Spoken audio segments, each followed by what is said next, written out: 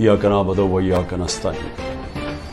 मेरे पाकिस्तानियों, जो रियाया परवर ये सबकी जिम्मेदारी है इंसाफ के साथ कि वो पूरी कौम के दिलों में उनको आर्गुमेंट्स करने पड़ गए। इमरान खान साहब बार मैं और आप यहाँ बैठ के आज पाकिस्तान में कारोबार खत्म होना शेयरिंग होती थी रात के टाइम। पाकिस्तान जिंदाबाद। बिस्मिल्लाहिर्रहमानिर्रहीम जी।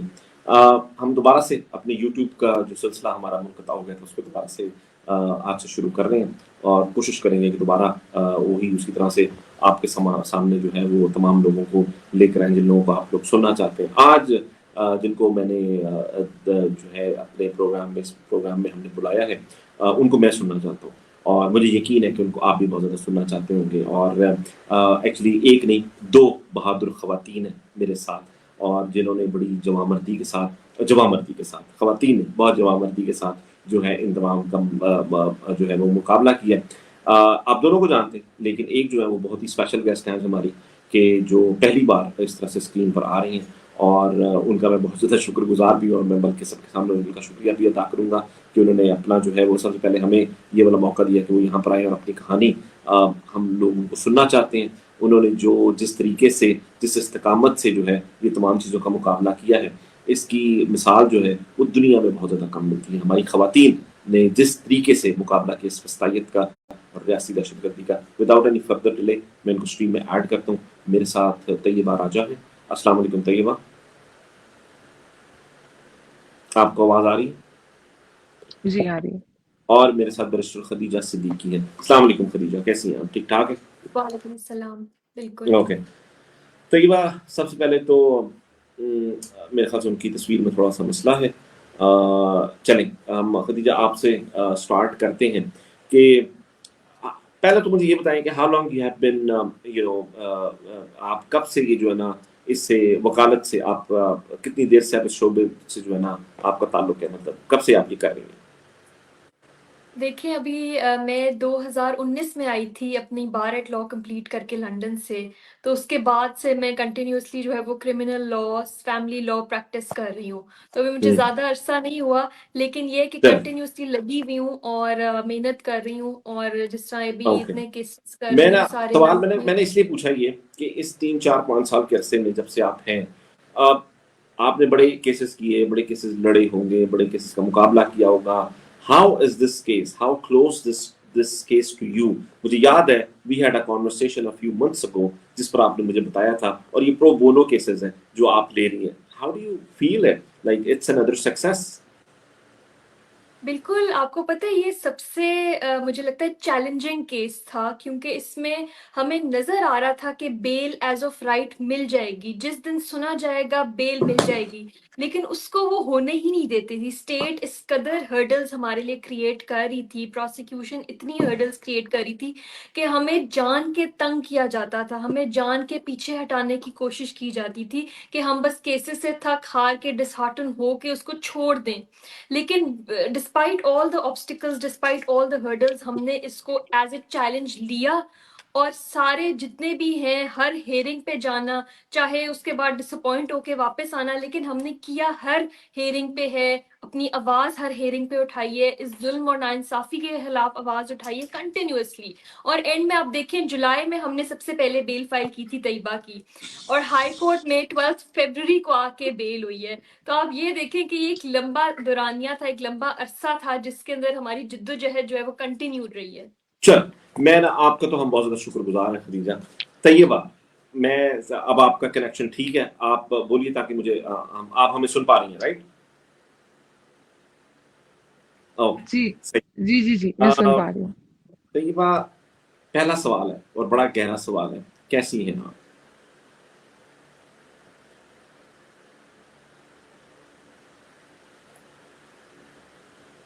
जी मैं अल्हम्दुलिल्लाह बिल्कुल ठीक हूँ। नहीं, मेरा जब मैंने पूछा है कैसी हैं आप तो मेरा मतलब है कि पिछले 10 माह का से ये लेकर इसका आई थिंक मुकम्मल जवाब है कि मैं बिल्कुल ठीक हूँ अल्हम्दुलिल्लाह। मुकम्मल जवाब है। अच्छा, ये मुकम्मल जवाब होना नहीं चाहिए। मुकम्मल जवाब तो हम चाहते थे कि आपका मुकम्मल जवाब होता कि किस तरह से, किस मुश्किलात से और किन चीज़ों से। Have you ever thought Tayyaba कि इस तरह से कभी होगा, जेल जाना पड़ेगा और ना कभी कुछ किया ना कुछ हुआ, और रियासत ही जो है वो दुश्मन बन जाएगी।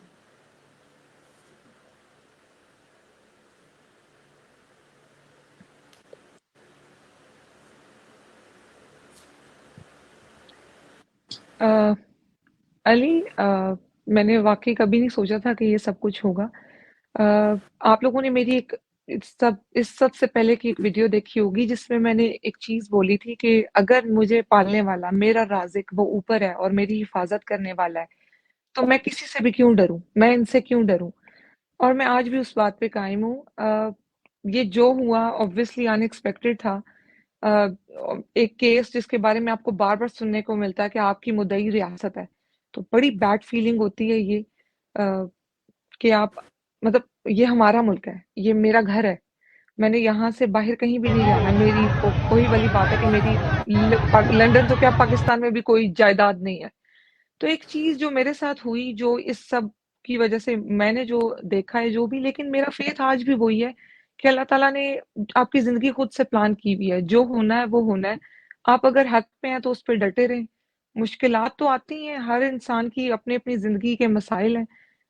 लेकिन मसाइल आते हैं और गुजर जाते हैं, और अल्लाह ताला हिम्मत देने वाला, हौसला देने वाला, चीजें बेहतर हो जाती हैं। अच्छा, मैंने ना ये वीडियो चलाई है, ये वीडियो शायद आप भी देख रही होंगी इस वक्त। यहाँ पर हुआ क्या था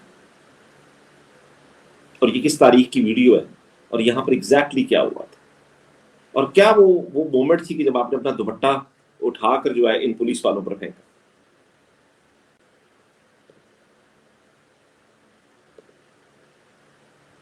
मेरे ख्याल से देयर इज अ लैग। जी मुझे आपकी आवाज नहीं आ रही। नहीं नहीं, सॉरी, अपना सवाल रिपीट कीजिएगा। मैंने कहा आपने ये वीडियो देखी जो मैंने अभी वीडियो चलाई है, जो आपकी अजीज भट्टी रोड के ऊपर जी जी, वीडियो थी, सवाल रिपीट कीजिएगा प्लीज, आपने अब आपकी आवाज आ दुपट्टा जो है वो फेंका। तो जी मैंने जी कहा व्हाट एग्जैक्टली जी हैपेंड जी ऑन दैट जी डे, हुआ क्या था उस दिन। जी। अ, हम लोग एक पीसफुल प्रोटेस्ट पे थे, एक पीसफुल प्रोटेस्ट की कॉल थी। मुझे बहुत सडन पता चला था कि हमने जाना है प्रोटेस्ट के लिए। मैं क्योंकि लाहौर से हूँ नहीं, तो मुझे बिल्कुल आइडिया नहीं है कि कहाँ, कैसे, कौन सा रास्ता। लेकिन हमें एक पीसफुल प्रोटेस्ट की कॉल थी जिसपे हमने जाना था, और मैंने ज्वाइन किया वहाँ पे। अ, अपने बहुत सारे दोस्तों को जो मेरे साथ थे, बहुत सारे यूट्यूबर दोस्त, बहुत सारे जर्नलिस्ट।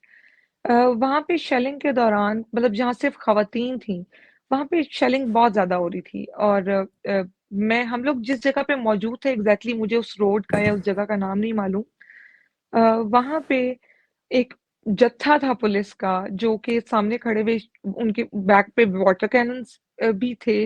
वो लोग शेल्स भी फेंक रहे थे, और फिर वो जो बदतमीजी थी जो वहां चल रही थी, वो बड़ी मतलब डिस्ग्रेसफुल थिंग थी कि मतलब आप अपने मुल्क में आप ऐसे, मतलब मुझे सीरियसली उस दिन ऐसे लगा था कि शायद मैं इंडिया पाकिस्तान के बॉर्डर पे कहीं मौजूद हूँ। जिस तरीके से मैं कहती हूँ कि वहां खवातीन को वो जिस तरीके से जलील कर रहे थे, या जो जो वहां चल रहा था, लड़कों को अलग मारा पीटा जा रहा था, एक अवाम का एक यलगार थी जो पीछे कहीं थी, लेकिन वो बस शेलिंग का मुकाबला कर रहे थे। कोई किसी को नमक प्रोवाइड कर रहा था, कोई किसी को पानी दे रहा था।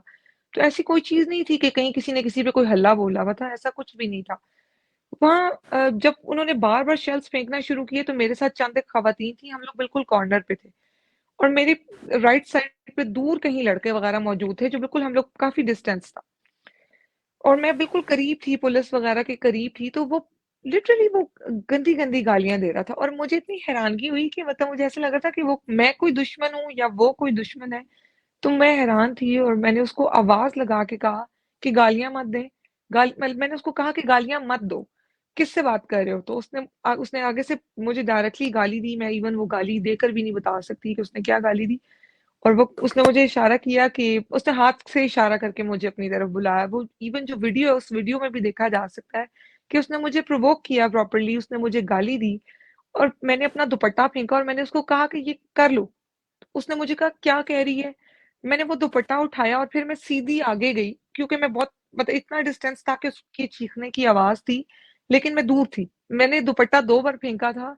अगर वो पूरी वीडियो किसी के पास हो तो, क्योंकि लोगों ने सिर्फ उसका एक क्लिप देखा है। मैंने दुपट्टा 2 बार फेंका था। मैंने दुपट्टा वापस उठाया, मैं आगे गई उसके बिल्कुल करीब और मैंने उसके मुँह के आगे फेंक के कहा कि ये कर लो, तुम्हें ये इसकी ज़रूरत है क्योंकि तुम में शर्म नहीं है और मैंने एग्ज़ैक्टली उसको ये वर्ड्स बोले। Within seconds I think second भी नहीं, 1 सेकंड भी शायद ज़्यादा है, उसने मुझे बालों से घसीटा और उसने मुझे आगे फेंक दिया पुलिस की तरफ। मेरा सर नीचे झुका दिया गया था, उसने मुझे गर्दन से और बालों से पकड़ा हुआ था, दोनों हाथों से। और मैं सुन सकती थी कि कोई पुलिस वाला ही ये बात कर रहा था कि छोड़ दो, कुड़ी है, छोड़ दो, बच्ची है। और मैं सुन पा रही थी उन लोगों को, मैंने अपनी आँखें बंद कर ली थी और मुझे काफ़ी सारे लोगों ने पकड़ा हुआ था। मतलब मेरे इर्द-गिर्द बहुत सारी पुलिस थी। आई डोंट नो वो 4 थे, 6 थे, लेकिन आगे एक पूरा जत्था था कि आई थिंक वो 35 टू 40 पर्सन्स थे या 45 पुलिस वाले थे। लेकिन वो जो 4, 5, 6 सेकंड्स थे जो उसने मुझे गर्दन से नीचे झुकाया हुआ था, उस दौरान मुझे 2-3 पुलिस वालों ने मारा भी। और जब वो एक साउंड थी कि लोगों के चीखने की, लड़कों के भागने की, तो उन्होंने मुझे फेंका। मैं लेफ्ट साइड से गिरी थी, मेरा दुपट्टा कहाँ था मुझे नहीं पता, मैं खुद कहाँ थी मुझे नहीं पता। पब्लिक ने मुझे आके उठाया था, पब्लिक में से कुछ 2-3 लड़के थे जिन्होंने मुझे उठाया, बाकी सब ने तो खैर वो पुलिस की तरफ चले गए थे। लेकिन वो जो 3, 4, 5 सेकंड्स थे, आई थिंक उन्होंने मेरी भी ज़िंदगी बदल दी और मेरा ख्याल है पाकिस्तान की तारीख भी बदल दी।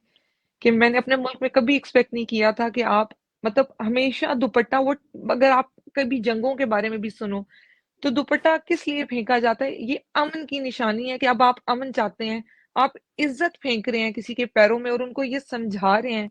इट वाज़ अ मैसेज कि हम आपके दुश्मन नहीं हैं। अगर हम अपनी इज़्ज़त आपके पैरों में फेंक रहे हैं, तो फिर हम आप पे हाथ किस तरह उठा सकते हैं? उन्होंने बार-बार पॉइंट आउट किया कि इसके हाथ में एक स्टिक थी। वो इतनी सी एक स्टिक थी जो मुझे किसी लड़के ने शायद पकड़ाई थी कि शेल्स अगर आए तो फेंके और मैं उससे शेल दूर फेंकती थी और उस स्टिक का इल्जाम मुझ पे था कि इन्होंने डंडे पकड़े हुए थे जबकि ऐसा बिल्कुल नहीं है, कोई डंडा वगैरह नहीं था। वो एक मैसेज था कि हम आपके सामने अपने पाकिस्तानी हैं और आप भी हमारे अपने लोग हैं, तो जो आप कर रहे हैं वो ना करें। लेकिन वो बिल्कुल ऑपोजिट चला गया, जो उन्होंने हरकत की और जो कुछ उसके बाद हुआ वो फिर पूरी दुनिया ने देखा। खदीजा, यू नो, क्या कोई सिक्योरिटी इदारा, कोई भी वो खा पुलिस हो, रेंजर्स हो, कोई भी इदारा हो, क्या ये अपने शहरियों के साथ ऐसा कर सकता है कि पुरअमन एहतजाज हो? ये चले पुरअमन नहीं भी था, चले मान लेते हैं, उसके बावजूद भी क्या ऐसे कर सकते हैं कि जिस तरह से तैयबा के साथ और बकिया के साथ जो कुछ भी हुआ, इस वक्त चले हम तैयबा की बात करते हैं, क्या ये कोई रियासती इदारे को ये इजाजत है, आइन और कानून देता है? बिल्कुल भी नहीं। मैं आपको बताती हूँ, राइट टू पीसफुल प्रोटेस्ट तो हमारा आइन हमें इजाज़त देता है। और अगर यूज़ ऑफ फोर्स होती भी है कि प्रोटेस्ट जो है वो पीसफुल नहीं रहा और प्रोटेस्ट को रोकने के लिए, लेट्स से वो वायलेंट हो गया प्रोटेस्ट, उसको रोकने के लिए भी एक्सेसिव फोर्स कभी नहीं यूज़ हो सकती। फोर्स कभी नहीं यूज़ हो सकती। लॉ ज़रूर इम्प्लीमेंट कराने के लिए जो है वो पुलिस थोड़ी-सी अपने जो है वो हरकत में आ सकती है। लेकिन यहाँ पर हर तरह की बाउंड्री क्रॉस की गई है। यहाँ पर शेलिंग हुई है आम सिटीजन्स के ऊपर। यहाँ पर वाटर कैनन्स के जो है वो भरपूर तादाद यूज़ की गई है और ऐसे ऐसे सड़कें जो है वो क्लोज की गई थी, ऐसे कंटेनर लगाए गए थे, ऐसे ऐसे जो है ना रोड्स ब्लॉक की गई थी जैसे हमारे अपने लोग नहीं कोई दुश्मन है। तो ये तो बिल्कुल ही एक्सेसिव फोर्स थी और ये बिल्कुल अब्यूज ऑफ पावर के जुमरे में आता है कि आप अपने ही लोगों को एज टेररिस्ट ट्रीट कर रहे हो और अपने ही लोगों के ऊपर तशद्दुद कर रहे हो, जबकि वो बिल्कुल पीसफुली प्रोटेस्ट कर रहे थे। अगर वो पीसफुली प्रोटेस्ट नहीं कर रहे होते तो आप उनको, उनके हाथ में क्या कोई असला था, क्या कोई बंदूकें थी, कोई हथियार थे? तैयबा राजा का वाहिद हथियार जो था वो उसका दुपट्टा था जो उसने फेंक के हाथ अपने जोड़ दिए कि हमें ना, हम नहीं चाहते कोई चीज, हमें ना तंग करो, हम पे ना शेलिंग करो, हम पे ना आंसू गैस फेंको। क्योंकि आपने अगर वीडियोस भी देखी हुई तो आंसू गैस इनकी आंखों में ये पानी डाल रहे थे और इनकी आंखें लाल थीं। तो ये अपने ही लोगों के ऊपर जुल्म ढा ढा के जो है इनको, इन्होंने उसके बाद बावजूद इन्होंने उसको इनको बख्शा नहीं, इन्होंने इनको 10 महीने के लिए जेल में भी डाला। किस वजह की बिना अच्छा, पे? लेकिन कोई मैं वजह नहीं। तैयबा, आप जिस दिन ये वाला वाकया पेश आया, ये जो पुलिस वाला, उस दिन आप अरेस्ट नहीं हुई थी, आप उसके बाद अरेस्ट हुई हैं, right? So how did they get to you? आपको अरेस्ट कैसे किया? उसकी क्या कहानी थी और किस नहीं, दिन, अगले दिन अरेस्ट किया, क्या हुआ? नहीं, मैं 9th मई को अरेस्ट नहीं हुई थी।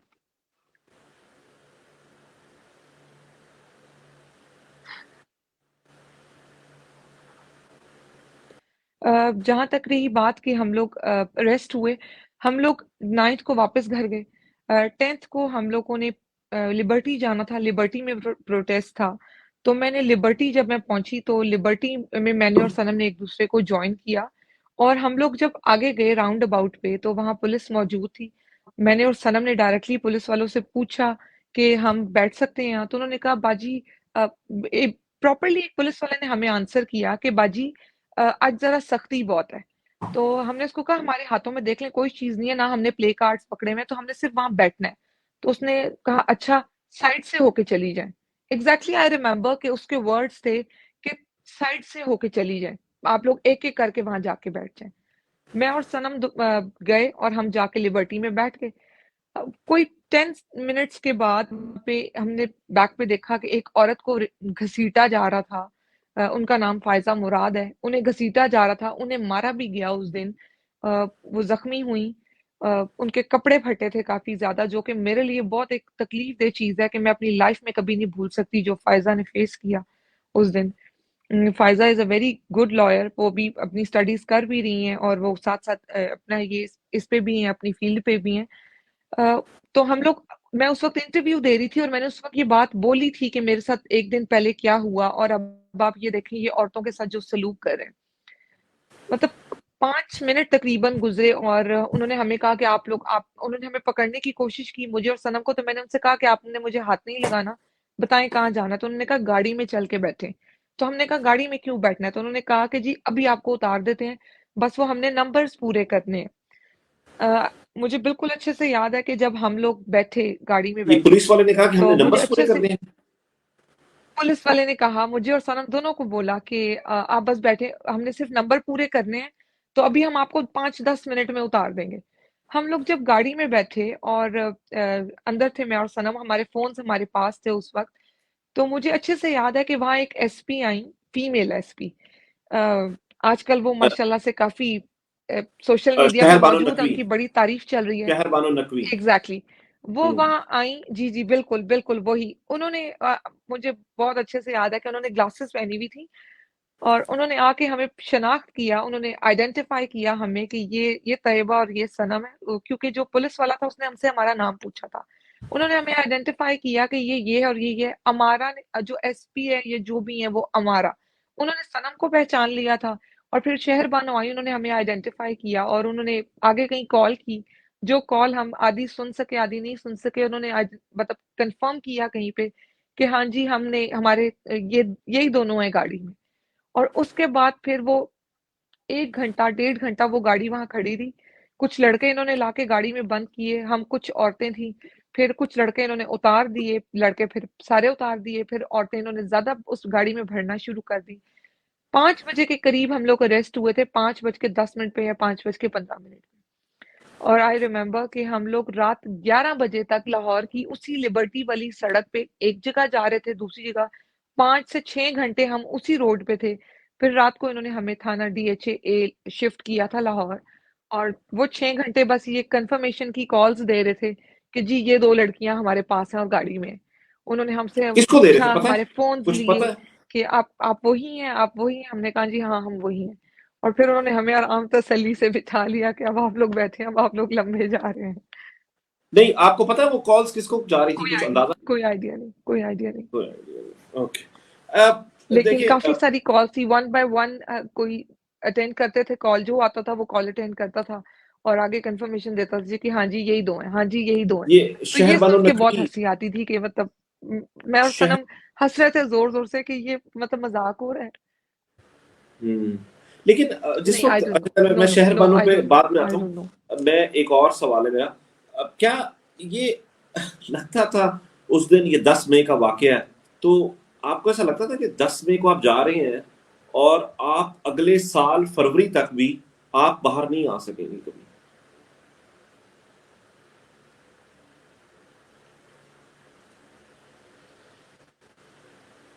तैयबा, आपको मेरी आवाज आ रही है?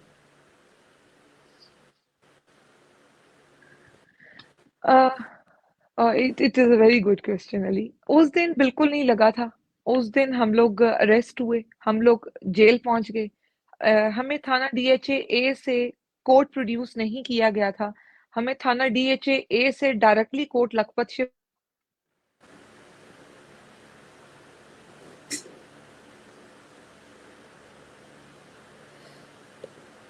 अच्छा, मेरे ख्याल से ना उनके ना कनेक्शन का मैं थोड़ा सा थोड़ी प्रॉब्लम है। सी हाँ मैं ठीक। थोड़ी सी इसका मैं आगे कंटिन्यू करती हूँ। तैयबा राजा को बेसिकली अरेस्ट जो है वो 10th ऑफ मई को किया गया था। 10th ऑफ मई को कहाँ से किया गया था? लिबर्टी राउंड अबाउट से।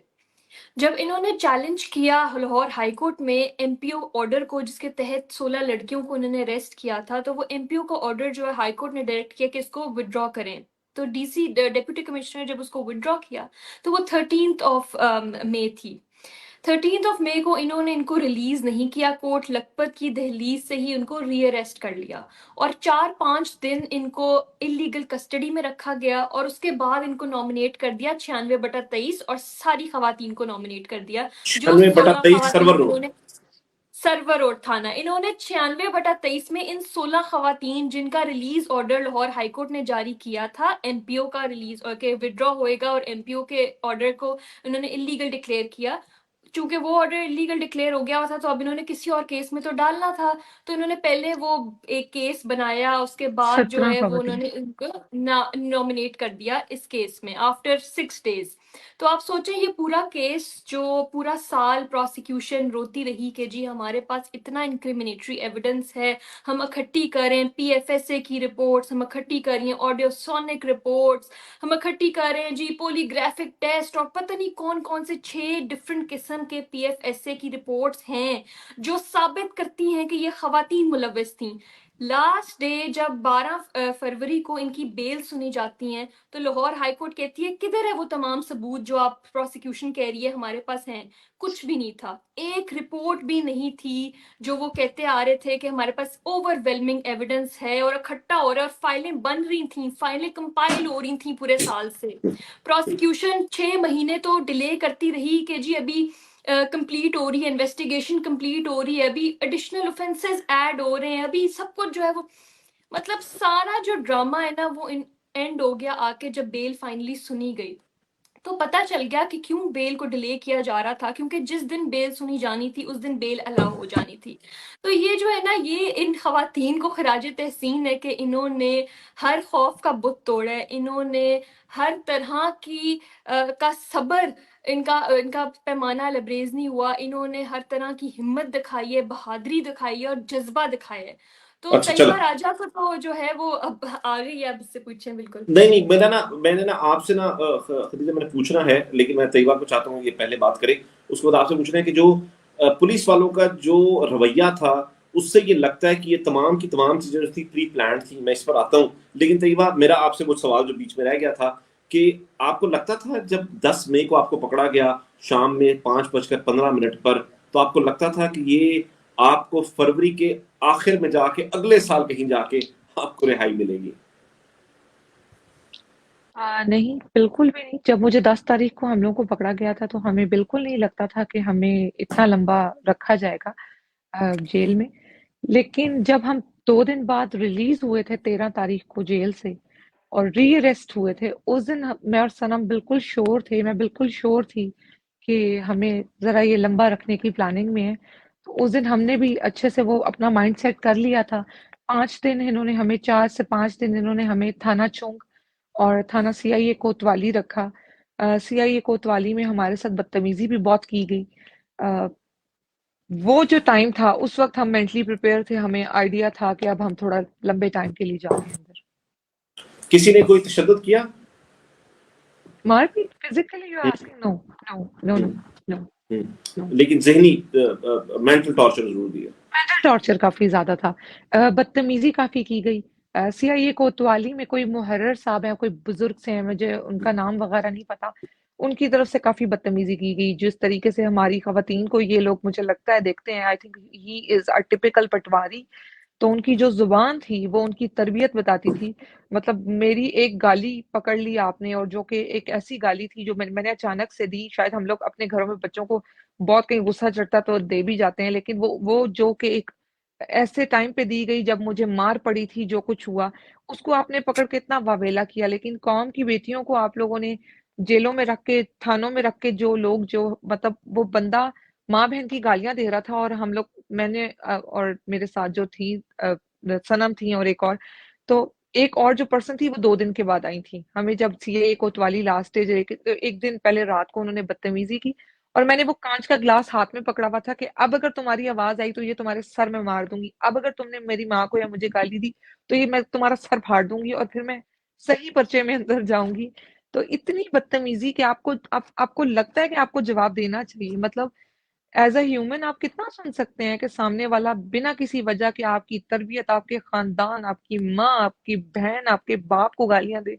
तो आप मतलब ये इस तरह के सीन्स कहाँ होते हैं अपने मुल्क में। आप अपने लोगों को हमेशा इज्जत से देखते हैं। मुझे नहीं याद पड़ता कि मैंने कभी भी किसी इंसान को सिर्फ इसलिए गाली दी हो कि मुझे उस पर गुस्सा आया हुआ है, कभी भी। 9th मई एक और लेवल की चीज थी। जो कुछ हुआ हमारे साथ, जैसे मुझे मारा गया, तो जो उस वक्त और जो जो हुआ वो बिल्कुल एक मिसअंडरस्टैंडिंग थी। जिस तरह से वो बोला गया मेरी तरफ से, वो एक कंप्लीटली मिसअंडरस्टैंडिंग थी। लोग दे रहे थे गालियां, मैंने डायरेक्टली वो नाम पिक किया, मैंने गाली दे दी और मैंने काफी ज्यादा उस बारे में मैंने गुस्सा किया। गुस्सा ये था कि आप अपनी औरतों को क्यों मार रहे हैं। आप किसी भी इदारे से हैं, मैं आज भी कहती हूँ, मैं आज भी अपने मौकिफ पे कायम हूँ। उस दिन ये गलती से हुआ था, दोबारा नहीं होगा। मेरी वालदा ने मुझे हमेशा ये बात बोली, वो मुझे समझाती हैं कि गुस्सा जरूरत से ज्यादा ना किया करो। मैंने खान साहब से भी एक चीज सीखी कि गुस्से में इंसान को नहीं बोलना चाहिए। जब खान साहब के घर पे अटैक हुआ था तो खान साहब ने ये बात बोली थी, तो मैंने बहुत अच्छे से सुनी थी कि गुस्से में नहीं बोलना चाहिए। उस दिन गुस्से में बोलने की वजह से शायद उसको इतना हाइप क्रिएट की गई कि जी इन्होंने फलां को गाली दे दी, फलां को गाली दे दी। ऐसा बिल्कुल नहीं था। लेकिन अच्छा, मैं आज अगर भी अपने मौकिफ पे कायम हूँ। जी वो बात कंप्लीट कीजिए प्लीज, सॉरी।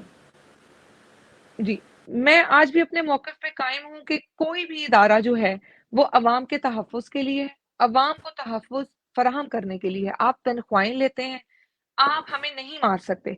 अगर हमने आप पे हाथ नहीं उठाया, तो आप हम पे हाथ नहीं उठा सकते। चाहे आप पुलिस के महकमे से हैं, चाहे आप किसी एजेंसी के महकमे से हैं, चाहे आप फ़ौज के महकमे से हैं। हम आपकी इज़्ज़त करते हैं, क्योंकि आप भी हमारे अपने हैं। ये हमारा अपना मुल्क है। मैंने यहाँ से भाग के कहीं नहीं जाना।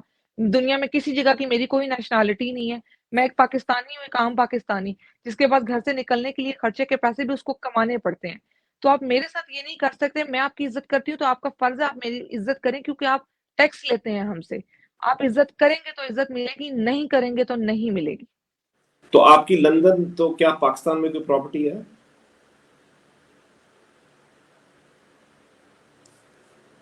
अच्छा, मेरे ख्याल से उनको आवाज नहीं।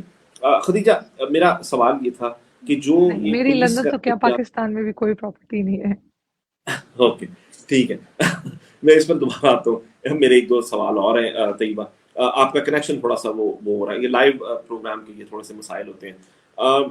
खदीजा, जो है जिस तरह से रियासत ने किया 9 मई को, और मतलब पुलिस ने, और 10 मई को, आपको लगता है कि कोई प्री प्लान था? जिस तरह के एएसपी शहर बानो नकवी आई, एसपी जो है जिनका अमारा, मेरे ख्याल से अमारा उनका नाम है, वो आई और ये तमाम चीजें होती रही, आइडेंटिफाई करते रहे। तो ये कोई लगता नहीं कि प्री प्लान था, इन्होंने प्लान किया हुआ था, उसके मुताबिक 9 को भी बदतमीजी की गई, 10 को भी किया गया, और ये तमाम का तमाम जो था, इसकी प्लानिंग पहले से कहीं हो चुकी हुई थी?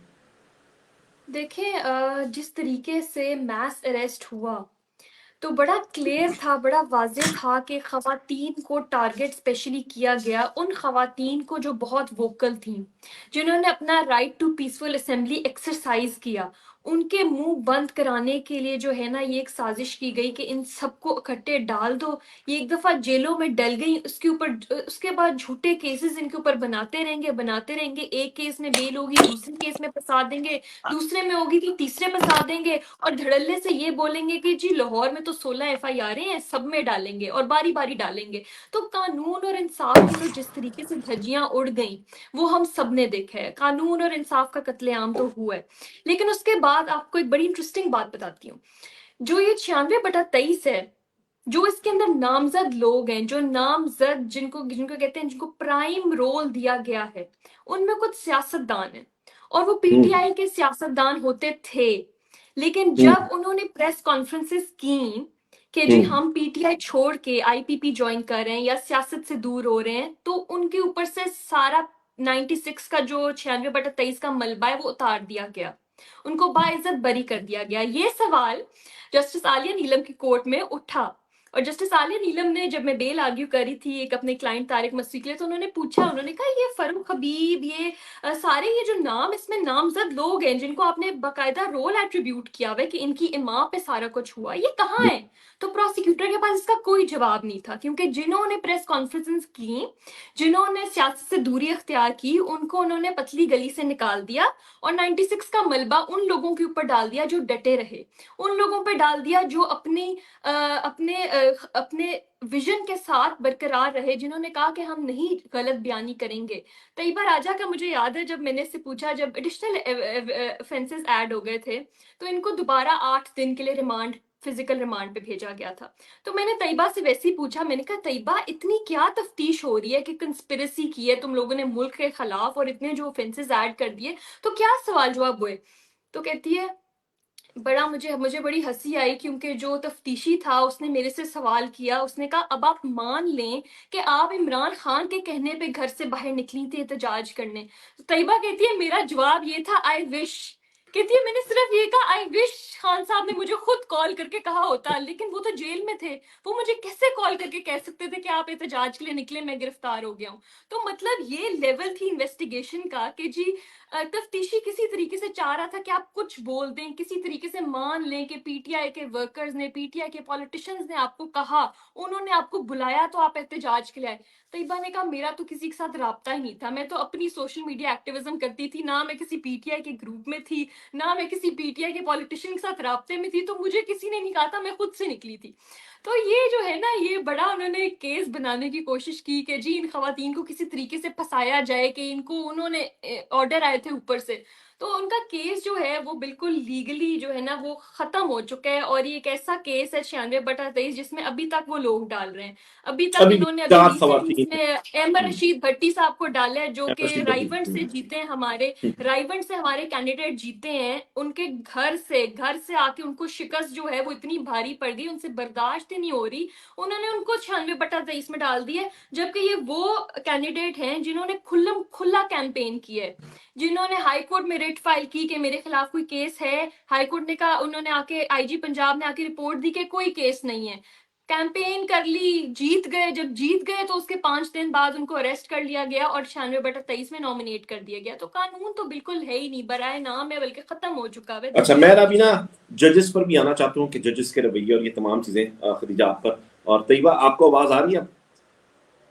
जी आ रही है। Okay Tayyaba, you know the time that you spent in jail, 9 से 10 महीने, एक तो उसके बारे में हम चाहते हैं कि आप थोड़ा सा बताएं, और दूसरा ये भी, इसी के साथ एक और सवाल को क्लब कर देते हैं, रियासत से क्या कोई गिला है?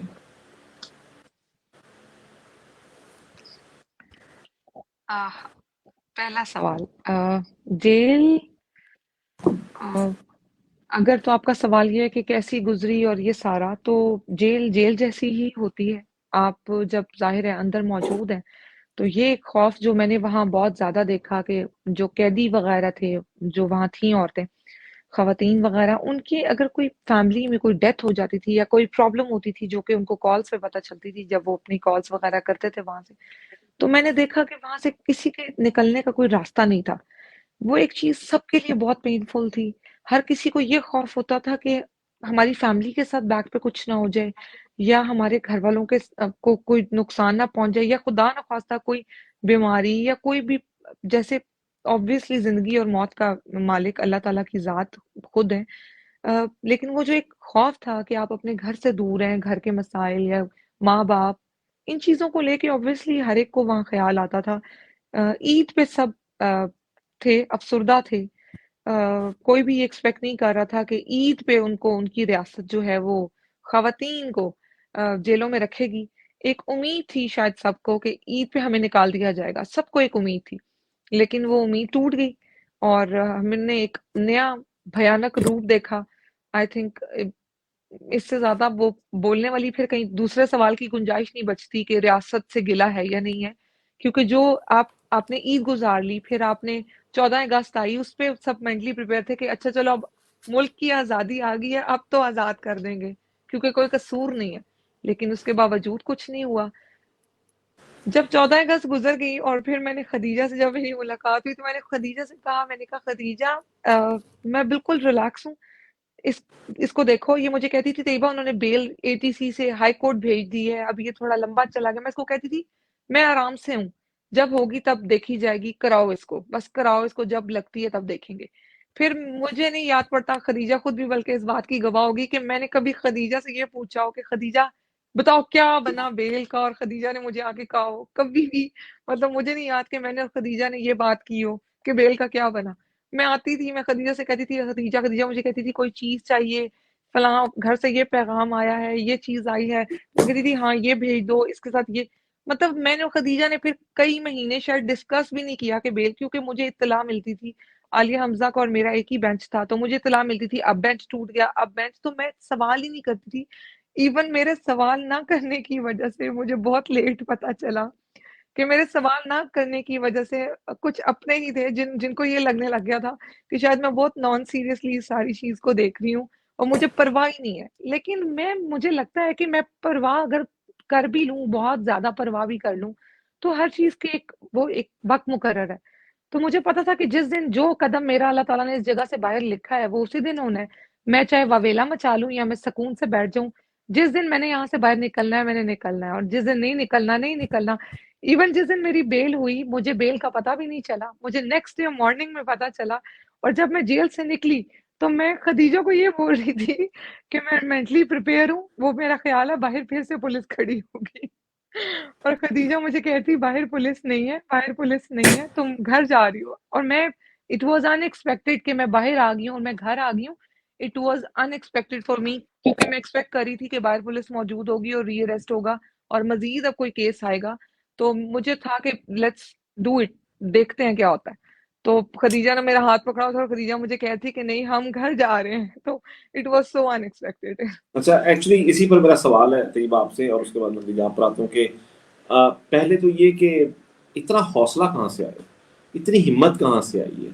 पहले तो ये वाली बात है कि मतलब यानी कि जेल में रहना, ऐसी जिंदगी में रहना और इतनी देर तक रहना, ये हिम्मत कहाँ से आई है, कहाँ से आई है हौसला? अली, मुझे बहुत कम लोग जानते हैं क्योंकि मुझे ट्विटर पे बहुत कम वक्त हुआ था। मुझे आई थिंक मैंने ट्विटर ज्वाइन किया था, मेरा ट्विटर अकाउंट काफी पुराना है, कोई 2-3 इयर्स बैक, 4 इयर्स बैक का है। लेकिन मैंने ट्विटर यूज किया था पहली बार जब मैंने इसको इस्तेमाल किया, तो मैंने इसको इस्तेमाल किया था नवंबर 2022। मुझे 9 मई से पहले सिर्फ 6 माह हुए थे ट्विटर पे, जिस ट्विटर के बिहाफ पे मुझे उठाया गया कि ये बोलती बहुत है, तो वो प्रॉब्लम ये सिर्फ 6 महीने का था। उससे पहले मुझे शायद कोई जानता नहीं है, मैं आपको बताती चलूं कि मेरा ताल्लुक एक मिडिल क्लास फैमिली से है। मैंने 9 इयर्स 10 इयर्स जॉब की है और मेरे लिए ये चीजें बड़ी नॉर्मल हैं कि मैंने अपना रोजाना काम पे जाना है, मैंने अपनी एक मेरी रूटीन है, मैं बीमार हूँ नहीं हूँ, मैंने सुबह उठ के काम पे जाना है, मैंने काम करना है, मेरी ये टाइमिंग है, उससे ज्यादा टाइमिंग हो सकती है, मैंने घर आना है, धूप है, गर्मी है, बारिश है, जो मर्जी है, मैंने काम पे जाना है। तो वो जो आप, ये जो मुझे लगता है हर मिडिल क्लास फैमिली का बच्चा, हर बच्चा, वो कोई भी है, वो मेरी इस बात को जरूर अंडरस्टैंड करेगा कि मिडिल क्लास फैमिलीज के जो बच्चे होते हैं ये बड़े, हम पंजाबी में कहते हैं रुल्ले खुल्ले बच्चे होते हैं, इन्हें कोई फर्क नहीं पड़ता, धूप छांव बारिश गर्मी सर्दी कोई कुछ नहीं होता, क्योंकि उनको उनकी जिंदगी जीने का अपना एक तरीका होता है। वो मेहनत करके कमाना जानते हैं, हलाल खाना जानते हैं, अपने रिश्तों को निभाना जानते हैं, वक्त के साथ चलना जानते हैं। और हमारी फैमिलीज में फिर हमें जो एक चीज हमारे कोर में शायद होती है कि अल्लाह पे ईमान, कि अल्लाह ताला हर चीज का मालिक है, हर चीज का मालिक है, अगर तुमने मर जाना है या कुछ भी हो जाना है तो अल्लाह ने ऐसे ही लिखा हुआ है। तो इसमें बड़ा स्ट्रॉन्ग फेथ है कि अल्लाह ने ऐसे ही लिखा हुआ है। तो मेरा ख्याल है फिर ये चीजें फेस करने में कोई इशू नहीं हुआ। Actually, I'm so lost into this conversation. I'm sorry. I mean, Taiba, I mean, I don't know. मैं आपको क्या बताऊं कि खैर आपके पीछे तो आप जितनी बड़ी स्टार हैं इस मुल्क की, हीरो, एक्चुअली स्टार तो एक छोटा लफ्ज है, इस मुल्क की हीरो हैं, ये शायद अभी आपको अंदाजा नहीं है। अभी आप, मैंने बल्कि ये पूछा था कि जेल से बाहर आकर कैसा लगा, इस पर मैं आता हूँ। लेकिन Khadija, you have been continuously in the court for them, either वो जो आपने जितने भी केसेस आपने लिए, आप अदालतों के चक्कर लगाते रहिए, पिछले 10 माह से मुसलसल लगाते रहिए, जजेस आपसे पूछते थे, जजेस ने बहुत से सवालात की, जिस तरह आपने अभी बताया कि जी जो असल जिनकी एमा पर ये तमाम चीजें हुई वो लोग कहाँ पर है, क्योंकि उन्होंने प्रेस कॉन्फ्रेंसें कर ली और ये हो गया वो हो गया। क्या आपके क्लाइंट्स को भी इस तरह की ऑफर्स आती थी कि जी ये इस तरह के बयान देते हैं तो हम इनको छोड़ देंगे? एक तो ये, और जजेस की यहाँ पर क्या रिस्पॉन्सिबिलिटी बनती है? जजेस की रिस्पॉन्सिबिलिटी नहीं बनती to put the foot on the floor और कहीं भाई ऐसी की तैसी मेरा फैसला है और मैं ये फैसला कर रहा हूँ या कर रही हूँ, अब आप जाएं और मतलब बस यही फैसला कानून के मुताबिक। क्यों ऐसा कोई जज नहीं हमें नजर आया पिछले 8-10 महीने में जिसने कोई ऐसा दबंग किस्म का फैसला दिया हो और उसने स्टैंड ले लिया हो? कोई एक भी जज नहीं। आपकी आवाज नहीं आ रही है खदीजा, आपकी आवाज नहीं आ रही। नहीं, आपकी आवाज नहीं आ रही खदीजा, बोलिए कुछ। नहीं, आपकी नहीं आ रही, आपको मेरे ख्याल से रीजॉइन करना पड़ेगा शायद।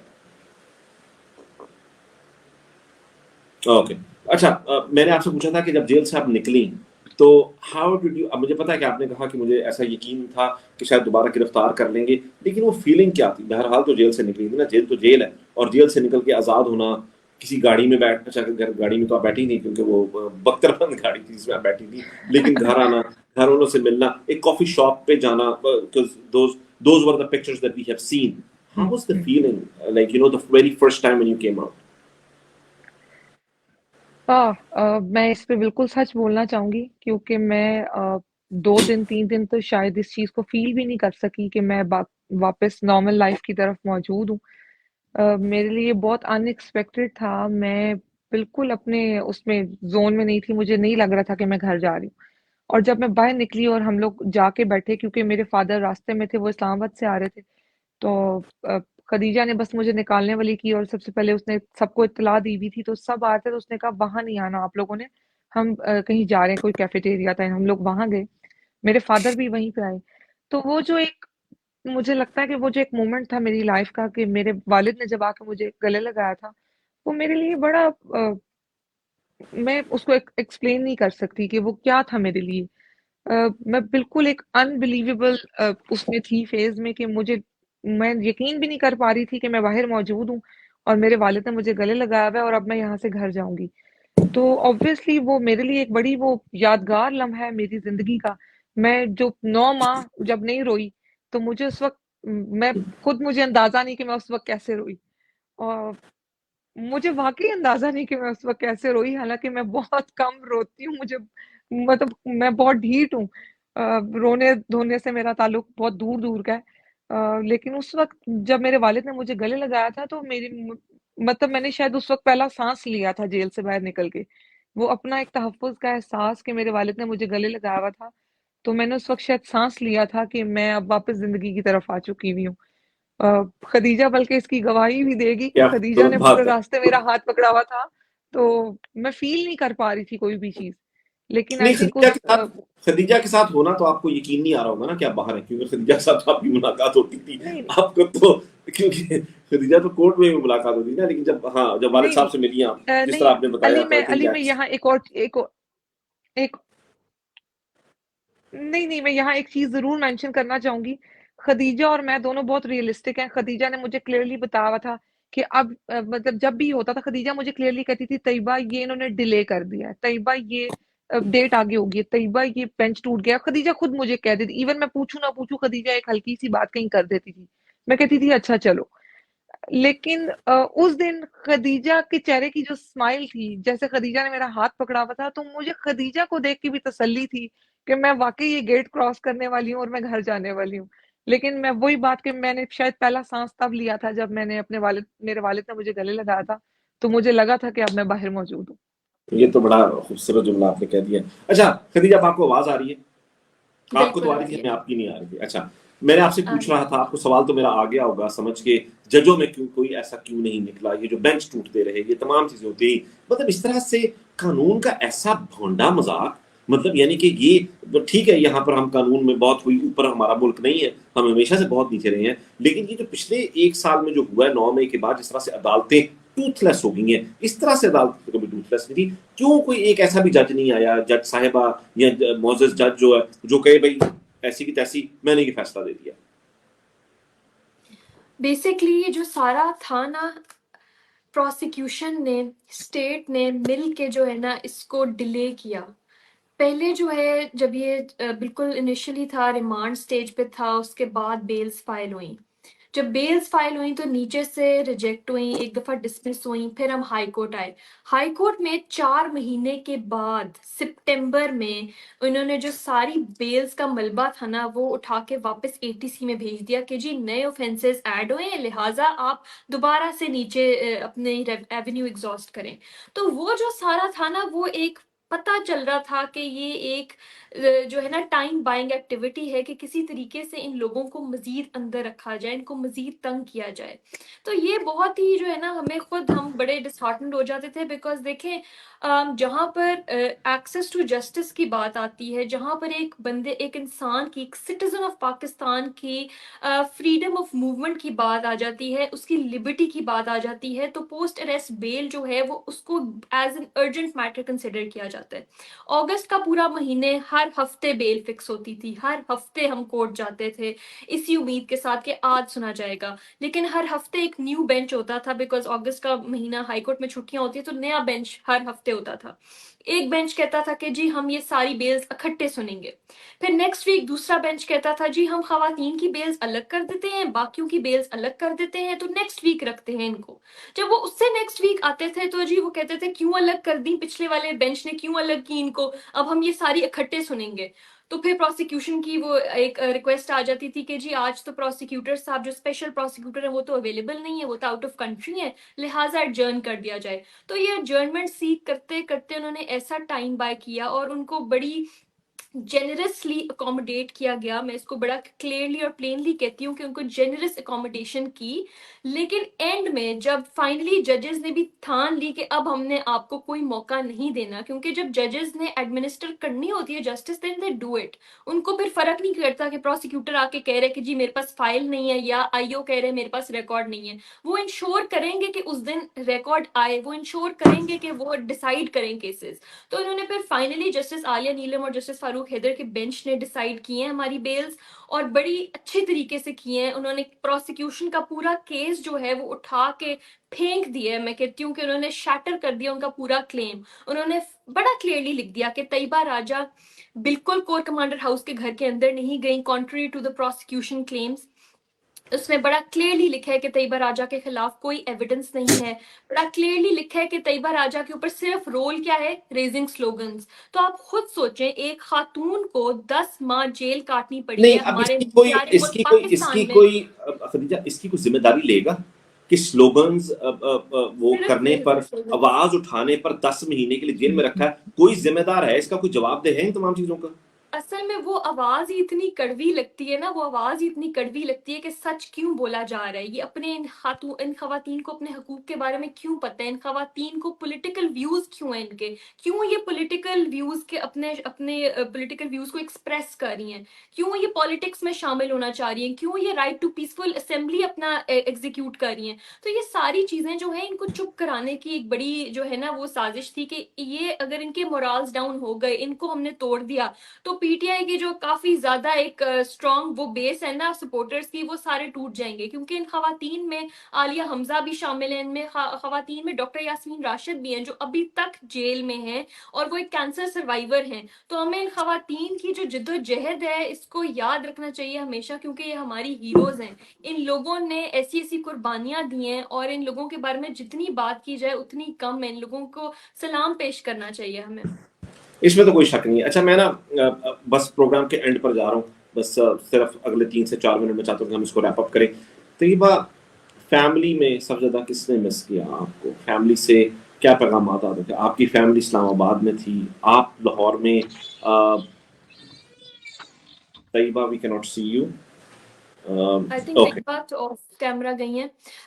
अली भाई, मैं एक ना ट्वीट पढ़ना चाहती हूँ। ये Sure. जिब्रान नासिर ने की थी ट्वीट बैक इन नवंबर, और वो ट्वीट जो है मैंने सेव कर ली क्योंकि उन्होंने बड़े प्यारे अल्फाज तहरीर किए थे इन खवातीन के लिए। मैं आपको पढ़ के सुनाती हूँ। ये कैद खानों में मुकीम हैं और कैद करने वाले आला ओहदों पर फाइज हैं। ये जब भी कैद से रिहा होंगी पूरे मुल्क में आज़ाद होंगी। वो जब ओहदों से हटेंगे तो बस अपने प्रोटोकॉल में कैद रहेंगे। ये जहां भी जाएंगी लोग मिसाल देंगे। वो जहां भी जाएंगे लोग सिर्फ सवाल उठाएंगे। ये सिर्फ अपने हौसले से जंग जीत चुकी हैं और उन्हें कैद करने वाले तमाम तर इख्तियार के बावजूद हार चुके हैं।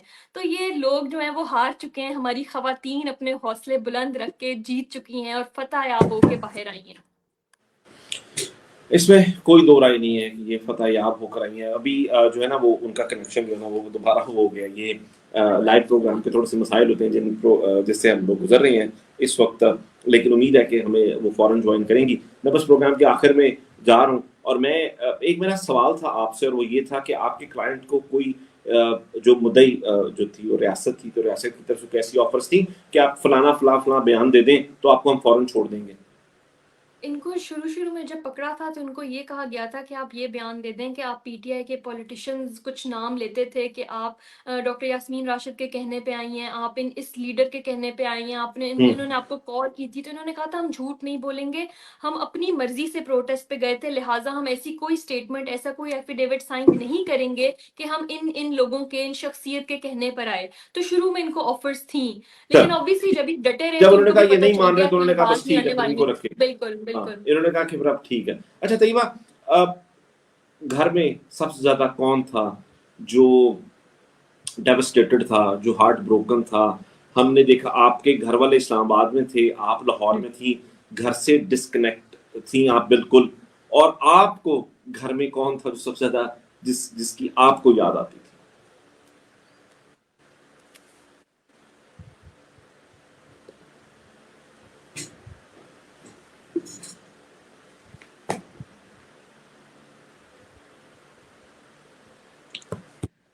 आह, अली, मेरी वालदा जो हैं वो एक बड़ी रिलीजियस खातून है। मेरी वालदा मेरे बगैर ट्रैवल नहीं करती। मेरी वालदा को मैंने मना किया हुआ था कि आपने जेल नहीं आना, क्योंकि मुझे लगता है कि वो मेरी माँ के लिए नहीं है वो जगह। वो एक मजहबी खातून है, तो मैं कभी नहीं चाहती कि वो वहाँ है। पर्दा करने वाली औरत है। मैं नहीं करती। मेरा ददियाली खानदान है, ननिहाल है मेरा, ये लोग प्रॉपरली करते हैं पर्दा वगैरह। तो मेरे लिए ये चीज बड़ा वो थी, क्योंकि मैं अपनी वालदा के बहुत करीब हूँ और मेरी वालदा नहीं आई वहां, मैंने उनको मना किया हुआ था। वो भी मेरे बगैर कहीं ट्रैवल नहीं करती, तो मैंने 10.5 माह अपनी वालदा को नहीं देखा। तो मेरे लिए ये बहुत बड़ी चीज है कि मैंने 10-11 माह अपनी माँ को नहीं देखा। और इसका इंशाल्लाह हिसाब भी हर वो चेहरा चुकाएगा जो जो इसके पीछे मौजूद था, हर वो मकरूह चेहरा जो इस सब में शामिल था। हार्ट ब्रोकन शुरू में ऑब्वियसली सबके लिए था, क्योंकि हमारे खानदानों में मतलब कभी भी मुझे लगता है जितनी भी फैमिलीज अब तक अंदर गई, जो औरतें गई हैं, उनमें से किसी की फैमिली भी ऐसी नहीं है कि जिनकी औरतें कभी जेलों में गई हों। आपने पढ़ी लिखी खवातीन उठाई, आपने काबिल खवातीन उठाई, आपने मतलब मेरी समझ से बाहर है कि हर फील्ड की एक औरत आपने उठा के जेल में डाल दी। कितनी फैमिलीज डिस्टर्ब हुई, कोई भी ऐसा नहीं था जिसके खानदान की कोई औरत कभी जेल में गई हो। तो सबके लिए एक ट्रॉमाटाइज सिचुएशन थी कि हम जेल पहुंच गए हैं। तो हार्ट ब्रोकन तो शुरू में ऑब्वियसली सबके लिए था। सबके दिल टूटे हुए थे कि जी हमारी बच्चियां या हमारी बहनें या हम जो भी बीवियां जो भी गया। लेकिन ऑब्वियसली टाइम के साथ साथ लोगों ने देखा, अल्लाह, वो कहते हैं इज्जत और जिल्लत का मालिक अल्लाह है। तो जो किया गया उसका क्या रिएक्शन आया? आप कह रहे हैं जी कि 9 मई, ये वो लोग हैं जिन्होंने 9 मई किया, या जो भी इल्जाम हम पे लगा, उसका रिएक्शन देखें क्या आया। हम जेल में बैठे हुए हैं, हम वहां जेल के अंदर मौजूद हैं, खा रहे हैं, पी रहे हैं, नमाज पढ़ रहे हैं, सो रहे हैं, और मुझे लगता है यहाँ से यहाँ अल्लाह ताला इज्जत लेकर आया है। तो मतलब इससे वाजिया निशानी क्या है? घर वाले शुरू में परेशान हुए, बिल्कुल हुए, लेकिन वही बात है, दुआएं इतनी थी, लोगों का प्यार इतना था, लोगों ने अप्रिसिएट इतना किया, इतनी अप्रिसिएशन थी कि ऑब्वियसली फैमिली वाले खुद खड़े हो गए थे कि ठीक है। मुझे कोई मिलने आता था, मतलब मेरी फैमिली, मेरी वालदा, वालिद, मेरे भाई, कोई भी सोशल मीडिया पे कोई भी मौजूद नहीं है, कोई भी। ना किसी को आइडिया था कि मैं सोशल मीडिया पे पीटीआई को इतना सपोर्ट करती हूँ। उनको ग्राउंड का तो आइडिया था। ग्राउंड पे मैं खान साहब की एक बहुत बड़ी सपोर्टर हूँ और मैं 2016 से खान साहब की बहुत कट्टर सपोर्टर हूँ। मैंने 2018 में खान साहब को 273, 275 वोट डलवाया था अपने हलके से। तो वो उस टाइम पे, अब जब आपका कोई सियासी फ्यूचर आपको पता है आप कहीं मौजूद नहीं है, आप आम शहरी हैं और आप इतना वोट एक बंदे को डलवा रहे हैं कि आपको उस शख्स से मोहब्बत है। मुझे खान साहब से बहुत अकीदत है। मुझे ऐसा लगता है कि जो नॉलेज उन्होंने इस कौम को दी है, चाहे वो मैं हूँ, चाहे वो मेरे बाद अब न्यू जनरेशन है जो, क्योंकि मैं तो मिड में आ चुकी हूँ माशाल्लाह, मैं 30 क्रॉस कर चुकी हुई हूँ, तो मैं नौजवानी में तो नहीं आऊंगी, लेकिन जो नौजवान बच्चे भी मैंने देखे हैं, जिस तरीके से उनका इंटरेस्ट लेवल है पॉलिटिक्स में, मुझे नहीं याद पड़ता कि बचपन में कभी हमने ऐसी कोई चीज देखी थी या सुनी थी। हमें सिर्फ हमारे घर वाले बताया करते थे। मेरा पूरा ददियाल नून लीगी रहा है। बल्कि मैं यहाँ से एक मैसेज देना चाहूंगी जो बहुत जरूरी है। अता तारड़ साहब ने एक, साहब तो खैर लगाना ये गलती है, अता तारड़ ने एक प्रेस कॉन्फ्रेंस में सनम का और मेरा नाम लेके कहा था कि ये देखें इनकी तरबियत। मैं इस प्लेटफॉर्म से उनको एक जवाब देना चाहती हूँ। आपको अंदाजा नहीं है मेरी तरबियत का। मैं एक नून लीगी फैमिली से हूँ, तो नून लीगियों की तरबियतें बिल्कुल ऐसी होती हैं।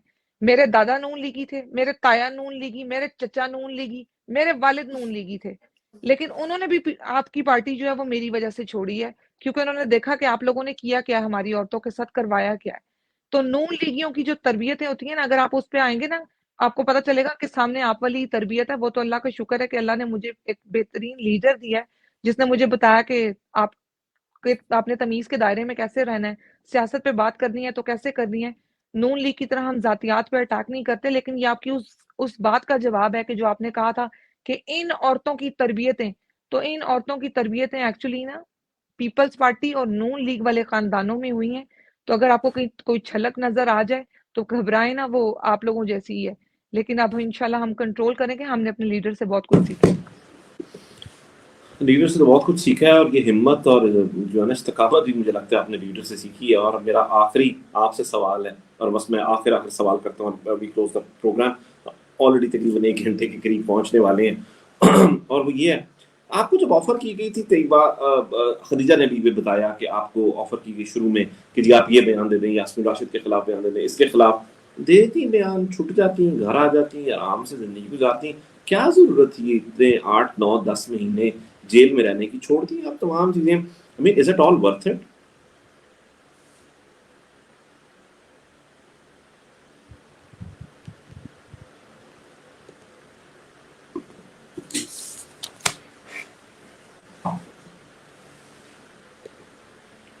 अच्छा, मेरे ख्याल में आवाज क्लियर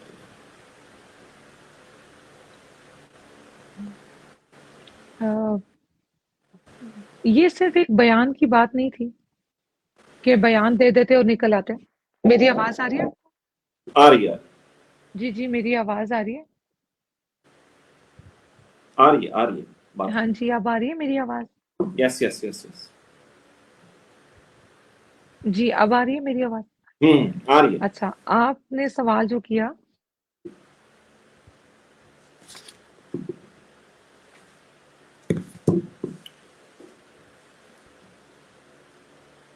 अच्छा, मेरे ख्याल से उनका दोबारा डिस्कनेक्ट हो गया, तो चले हम दोबारा लेते हैं। खदीजा, मेरा आपसे आखिरी सवाल है। इस वक्त 4 खवातीन और हैं, आयशा अली भुट्टा, यास्मीन राशिद साहिबा, सनम जावेद और आलिया हमजा। अब ये 4 खवातीन हैं। 1 मार्च को मेरे ख्याल से जो है उनकी डेट लगी हुई है। पहले 24 फरवरी को लगी थी और जज साहब जो है छुट्टी पर चले गए थे।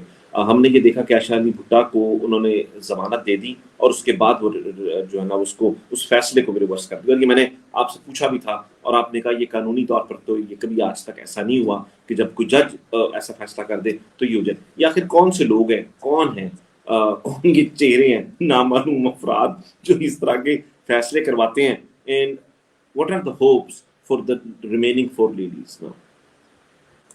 देखिए अब इनकी बेल्स जिस दिन सुनी जाएंगी तो उनको अलाउ तो हो जाएंगी। अब मसला ये है कि अभी जो जज साहब हैं वो छुट्टियों पे गए हैं, उनकी ट्रेनिंग स्टार्ट हो गई है, तो फर्स्ट को भी मुझे लगता है कि डेट ही हो जाएगी और उसके बाद एक अगले हफ्ते पे चला जाएगा मामला।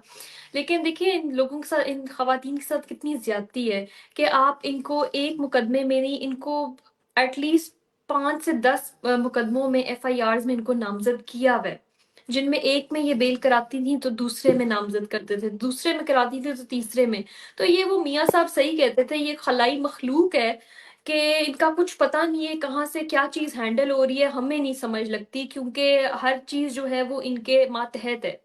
तो अल्लाह करे कि इन खवातीन को, इन 4 खवातीन को भी जल्द अज जल्द जो है वो रिहाई नसीब हो और ये अपनी अपनी फैमिलीज को जाके यूनाइट करें, क्योंकि बहुत ज्यादती हो गई है, बहुत ज्यादा ज्यादती हो गई है। हमें ये भी देख लिया कि सारे केस, प्रोसिक्यूशन एविडेंस भी छान लिए, कुछ नहीं है इनके खिलाफ। तो जो इन्होंने इतना मलबा डाला हुआ था कि जी ये 9th में वाली लड़कियां हैं, ये वही औरतें हैं जिन्होंने 9th में कराया, ये वो औरतें नहीं हैं। इनमें से किसी खातून, ये सारी खवातीन पढ़ी लिखी खवातीन है, ये ऐसी खवातीन है जिन्होंने कभी जेलें नहीं देखी, इनके ऊपर कभी, लेट्स से ये जेलों तो दूर की बात है, इनके ऊपर कभी कोई पर्चा भी नहीं हुआ। तो मतलब ये नॉन कॉन्विक्ट्स हैं, कोई रिकॉर्ड होल्डर नहीं है ना। उस दिन ये मौके पे जो है कोई हथियार लेके पहुंची हुई थी, ना ये कोई दहशतगर्द है। जो 1 साल इन्होंने लगाया इनको पेंट करने में कि जी ये दहशतगर्द खवातीन है, हाई कोर्ट ने उठा के इनके ऊपर मारा कि कुछ ऐसा नहीं रिकॉर्ड पे है कि आप इनको कहें कि जी ये इंस्टिगेट कर रही थी या ये प्रोवोक कर रही थी या ये शामिल थी उस तोड़ फोड़ में, या वो जो अंदर घुसने वाले लोग थे उनमें शामिल थे। इनमें ऐसा कोई रोल नहीं था इन खवातीन का बिलखसूस।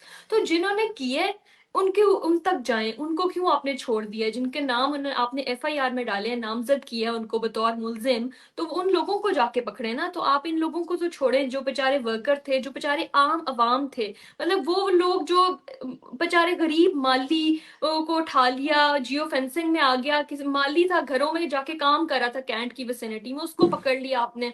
तो ऐसे लोगों को तंग करना सिर्फ मकसूद था, इनके हौसले तोड़ना मकसूद था। नहीं, लेकिन माली वो तो उन्होंने लोग छुड़वा लिए होंगे क्योंकि अभी भी फिर यही कह रहे हैं कि खान साहब के साथ हैं, 10 महीने बाद भी वो यही कह रहे हैं। ठीक है, चले, मैं ना अपने वक्त से ना तजावुज कर चुका हूँ, तजावुज तो बहुत ज्यादा कर चुका हूँ। खैर तजावुज तो रियासत भी कर चुकी है अपने इख्तियारात से, तो तजावुज तो मेरे ख्याल से अब हमारा कौमी खेल है।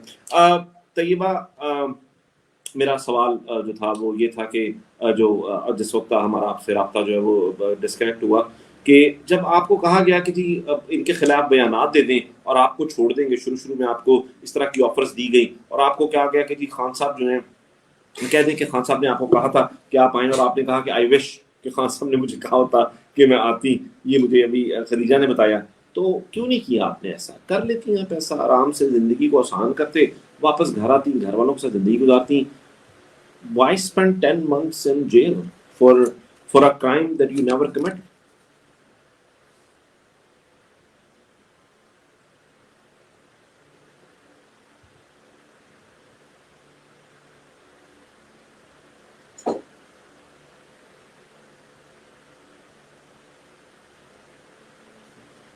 ओके, मुझे लगता है वो दोबारा डिस्कनेक्ट हो गया। चलिए बहरहाल ठीक है, अगर अभी another minute तक if she cannot come then we'll have to close the program here। Khadija, मैं आपका बहुत ज़्यादा मशकूर हूँ और सब तमाम लोगों की तरफ से आपका बहुत ज़्यादा मशकूर हूँ। बहुत से लोग हैं जो इस मुश्किल वक्त में जो है सर पे सब किए हैं, जिन्होंने बड़ी हौसला और बड़ी बहादुरी दिखाई है। आपकी खैर बहादुरी की मिसालें हमारे पास पहले भी मौजूद हैं इन तमाम चीज़ों से, लेकिन आपने जिस तरह पिछले 10 माह से इन लोगों का दिफा किया है, इन लोगों के साथ आप खड़ी हुई हैं, इन लोगों के साथ आपने जिस तरह से वो क्या कहते हैं कि तमाम कानूनी जंग जो है, इन तमाम गैर कानूनी केसेस की लड़ी है, अल्लाह ताला आपको इसकी जज़ाए खैर दे। हम आपकी बहुत ज़्यादा मशकूर हैं, ये कौम आपकी बहुत ज़्यादा मशकूर है।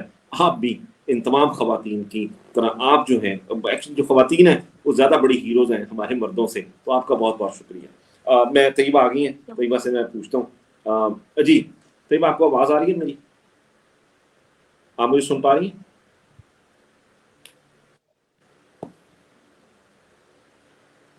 मेरे ख्याल से नहीं सुन पा रही।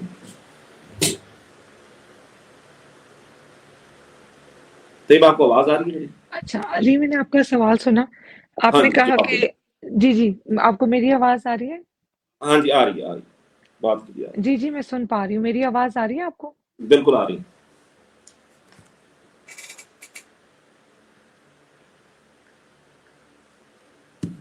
जी, मुझे आ रही है। आपको आ रही है मेरी आवाज़? बिल्कुल आ रही है, बिल्कुल आ रही है, बात कीजिए। आ रही है, बात कीजिए। अच्छा, आपका सवाल था कि हम दे देते, बयान दे देते। तो ये बयान की बात नहीं थी, ना ही ये सब कुछ किसी प्लानिंग के तहत किया गया, ना ही ये किसी ओहदे के लालच में था, ना ही ये किसी सीट की दौड़ थी। ये एक हर शहरी का राइट है कि वो अपने हकूक के लिए, अपने मुंतखब करदा लीडर के लिए, अपनी पसंद के लिए निकले। अगर वो अपने हकूक के लिए आवाज़ उठा रहा है तो और वो उसे लगता है कि वो सही जगह खड़ा है, उसे ज़रूर निकलना चाहिए। एक हद से तजावुज़ नहीं करनी चाहिए। बात सिर्फ ये नहीं कि बयान दे देते। बात ये था कि ईमान बेच देते। लगता था कि सही है, उस पे स्टैंड लिया। तकलीफ जब भी हम एक बहैसियत एक मुसलमान हमारा ईमान है कि जब भी तकलीफ आती है, मुश्किल आती है तो अल्लाह की इजाज़त से आती है। कोई एक पत्ता भी अल्लाह की इजाज़त के बगैर नहीं गिरता। तो जब एक तकलीफ आ गई है तो बजाए उसमें कि बुज़दिलों और काहिरों की तरह आप उल्टे पैर फिर जाएँ, उस पे हक पे खड़े हों। अगर आपको लगता है आप हक पे हैं, अल्लाह से मदद माँगे और आगे बढ़ें। अल्लाह ताला ने हमेशा ये कहा है, कुरान अगर आप पढ़ें तो कुरान में लिखा हुआ है कि अगर अल्लाह तुम्हें कोई नफ़ा पहुँचाने का इरादा करे, तो कोई उसे तुमसे दूर नहीं कर सकता, और अगर वो तुम्हें नुकसान पहुँचाने का इरादा कर ले, तो कोई तुम्हारी मदद नहीं कर सकता। तो जो हम मुझे लगा एक चीज़ पे स्टैंड ले लिया था, कोई गलती नहीं थी, जो हुआ वो ज़ुल्म था, हमारे साथ ये नहीं होना चाहिए था, तो बयान दे देने का कोई सवाल ही नहीं था। सिर्फ़ हमारा ये कहना कि वहाँ कौन-कौन मौजूद था जिन्हें आपने देखा, हम तो एक जवाब दिया गया था कि डॉक्टर यास्मीन राशिद को शायद, तो वो उन्होंने वो बात पकड़ ली थी कि बोलें आपके आपने डॉक्टर यास्मीन राशिद ने आपको बोला था, बोलें आपके फलाँ ने आपको बोला था। तो हमारा जवाब था कि हमें किसी ने नहीं बोला था। बात ये नहीं थी कि बयान देते और निकल जाते और घर को आ जाते। बात ये थी कि हमने बचपन से यही सीखा है कि सही और गलत में हमेशा सही चुनते हैं। अगर आपको लगता है आप सही हैं, तो सही का साथ दें। मुश्किलें तो आती रहती हैं ज़िंदगी में, अगर अगर उस तरफ से मुश्किल नहीं आनी थी तो घर आ जाते, किसी और तरफ से आ जाती। तो अगर वो हार्ड टाइम था, तो वो किसी भी तरफ से आ सकती थी, उसमें कहीं से भी किनारा-कशी इख्तियार करके निकला नहीं जा सकता था। तो ये एक बड़ी बेवकूफ़ाना चीज़ है कि अगर मुश्किल आ गई है तो मैं रास्ता देखूँ कि मैंने कहाँ से निकलना है। क्योंकि अगर अल्लाह ने वो हार्ड टाइम लिखा है, तो वो किसी और तरफ से घूम के आएगा, बजाए इसके कि मैं अपनी इज़्ज़त भी गँवाऊँ, अपना ईमान भी गँवाऊँ और एक चीज़ से पीछे हट जाऊँ। तो अल्लाह का शुक्र है कि अल्लाह ताला ने ऐसा नहीं किया, नीचे नहीं गिरने दिया। इज़्ज़त, बड़ी इज़्ज़त मिली है। मैं विदाउट मास्क निकल नहीं सकती। मुझे जिस तरीके से लोग मिल रहे हैं मेरे लिए, मतलब मैं मुझे वाक़ई लगता है कि मैं लोगों की मोहब्बतें देख-देख के मुझे कुछ हो रहा है। मैं कहीं जा रही हूँ, कहीं निकल रही हूँ तो मुझे आके औरतें मिल पकड़ लेती हैं, मुझे आके लड़के, आप हमारी फ़ेवरेट हैं, बाजी, आपी, बेटी, बेटे। ये it is another level for me कि मैं कहीं और मौजूद हूँ। मैं अल्लाह का जितना शुक्र अदा करूँ कम है कि उसने हमें नीचे नहीं गिरने दिया, कमज़ोर नहीं होने दिया, हम बुज़दिल नहीं निकले, हम कायर नहीं निकले, हमने स्टैंड लिया। अल्लाह ताला सबके लिए आसानियाँ करे, अल्लाह ने हमें बहुत इज़्ज़त अता की है। आपका बहुत बहुत शुक्रिया तैयबा। आपने जो हमारे लिए किया, आप जिस तरह से एक जो है वो हिम्मत का इस्तारा बनकर आप उभरी हैं, आपका बहुत बहुत शुक्रिया। आपके वालिदैन का बहुत बहुत शुक्रिया, आपके तमाम घर वालों का बहुत बहुत शुक्रिया। ये कौम जो है, जब भी इस मुल्क की तारीख लिखी जाएगी तो आपका नाम जो है हमेशा से याद रखा जाएगा। खदीजा, आपका बहुत बहुत शुक्रिया। आप उन बहादुर ख़वातीन में से हैं जिन्होंने इनका मुकदमा, कानूनी मुकदमा जो है, जो गैर कानूनी केसेस थे, उनका मुकदमा आपने इस मुल्क की अदालतों में लड़ा। इस मुल्क की ऐसी अदालतों में आपने इनका मुकदमा लड़ा कि जहाँ पर अहकामात कहीं और से आ रहे थे, जहाँ पर अहकामात जो थे वो कानून और आइन के तहत नहीं थे, उनको जो इंस्ट्रक्शंस थी वो कहीं और से आ रही थी। आपका शुक्रिया कि आपने इस मुश्किल तरीन दौर में, मुश्किल तरीन वक्त में पीटीआई का रुकन ना होने के बावजूद एक इंसानियत के नाते आपने जो कुछ किया, ये हम तमाम लोग आपके मकरूज हैं, आप दोनों ख़वातीन के। और इमरान खान का बड़ा एक वो बात है कि अल्लाह ताला ने जो है ना एक ऐसी तहरीक ये कर दी है शुरू, और एक हकीकी आज़ादी की जो तहरीक है और इसमें जो ख़वातीन का किरदार आ चुका है, मैं हमेशा कहता हूँ कि जब ख़वातीन इतने ज़्यादा फ्रंट लेवल पर आ जाएँ तो आप उस तहरीक को किसी भी सूरत में कुचल नहीं सकते। तैयबा राजा के साथ जो हुआ अजीज़ भट्टी रोड के ऊपर, वो शायद वो जानती भी नहीं है कि उस सड़क का नाम क्या था, क्योंकि उन्होंने कहा कि मैं लाहौर से नहीं हूँ, मुझे नहीं पता। अजीज़ भट्टी रोड के ऊपर जो हुआ, अजीज़ भट्टी ने इसी लाहौर को बचाने के लिए, इसी लाहौर की हिफाजत के लिए अपनी जान दे दी और दुश्मन के गोले खाए और दुश्मन का मुकाबला किया, दुश्मन के दांत खट्टे किए, एक बाकायदा तौर पर महाज लड़ा। अगर अजीज भट्टी को पता होता कि चंद सालों के बाद उसके अपने शहर की बेटियों की इस तरह से इस्मतदरी होगी, उसके अपने शहर की बेटियों के साथ, अपने मुल्क की बेटियों के साथ ऐसा होगा, तो शायद अजीज भट्टी और इस तरह के तमाम लोग अपनी शहादत ना देते। उन शहीदों का ख्याल करें, उन लोगों का ख्याल करें जिन लोगों ने इस मुल्क को अब तक बचा कर रखा हुआ है। ये वो लोग हैं जिस मुल्क का मुस्तकबिल है, ये वो लोग हैं जिस मुल्क के मामार हैं। हम उम्मीद करते हैं कि बेटर सेंस प्रिवेल करेगी, हम उम्मीद करते हैं कि कुछ ऐसा आएगा कि जो इस पिछले 18 माह में, 24 माह में बल्कि जो कुछ हुआ है, जिस तरह के फस्तायत का दौर हमने देखा है, जो जुल्म और बर्बरियत देखी है और जो सोशल फैब्रिक इस मुल्क का जो चीथड़े कर दिया है, अल्लाह करे कि आने वाले दिन जो हैं वो बेहतर दिन हो।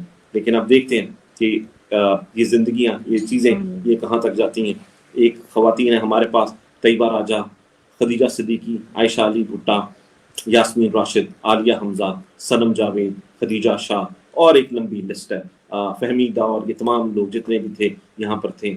और एक वो ख़वातीन है कि जो मुल्क के चोरी करदा वोटों से जो है इस बड़े बड़े ओहदों पर विराजमान है। अल्लाह ताला इस मुल्क को और इस मुल्क के ताकतवर लोगों को थोड़ी सी अकल सलीम दें। आप तमामों का शुक्रिया। पाकिस्तान जिंदाबाद।